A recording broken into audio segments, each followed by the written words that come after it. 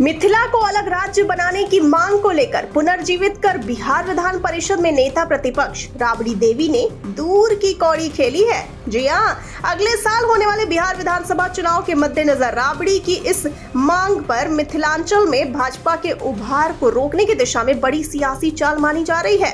उपचुनाव में अपनी हार से आहत आरजेडी के लिए राबड़ी देवी की यह मांग बूस्टर डोज मानी जा रही है।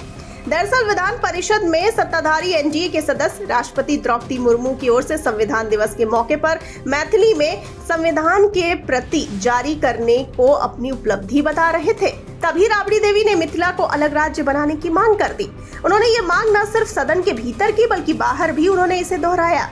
इससे साबित होता है कि राबड़ी ने अचानक यह मांग नहीं की बल्कि रणनीति के तहत इसे उठाया। उत्तर बिहार के जिलों मुजफ्फरपुर, पूर्णिया, समस्तीपुर, दरभंगा, मधुबनी, सीतामढ़ी और सहरसा को मिलाकर अलग मिथिला राज्य की मांग लंबे समय से हो रही है।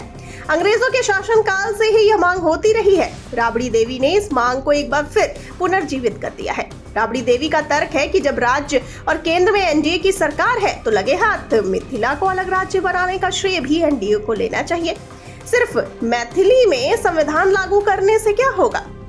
आइए अब जानते हैं क्यों हो रही है आरजेडी को मिथिला की चिंता। तो बता दें कि केंद्र सरकार ने मिथिलांचल में कई सुविधाओं की सौगात दी है। हर साल बाढ़ से तबाह होने वाले इस इलाके के लिए केंद्रीय बजट में मोदी सरकार ने 11,500 करोड़ रुपए का प्रावधान किया है। मोदी ने अभी हाल ही में दरभंगा को एम्स जैसे बड़े अस्पताल की सौगात दी है। दरभंगा में एम्स की स्थापना 1,264 करोड़ रुपए की लागत से होगी। भूमि पूजन पीएम मोदी की मौजूदगी में हुआ।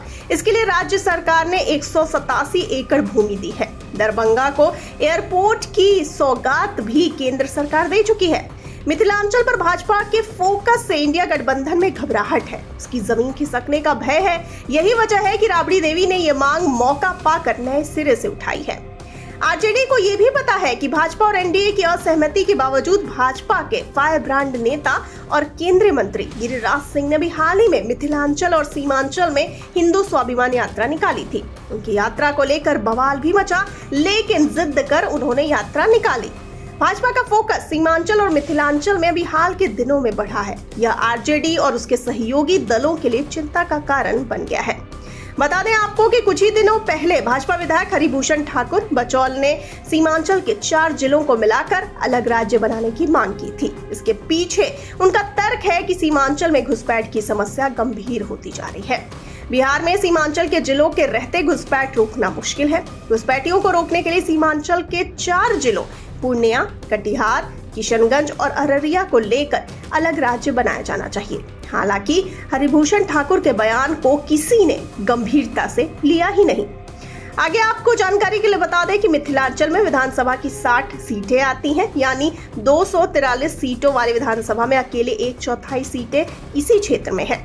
वर्ष 2020 के विधानसभा चुनाव में 40 से अधिक सीटों पर एनडीए ने कब्जा जमा लिया था। अभी हाल में उपचुनाव के नतीजे इशारा करते हैं कि शाहाबाद भोजपुर इलाके में इंडिया गठबंधन की पकड़ ढीली हो गई है। सीमांचल और मिथिलांचल हाथ से निकले तो 2025 में तेजस्वी यादव को सीएम बनाने के आरजेडी के सपने पर पानी फिर जाएगा।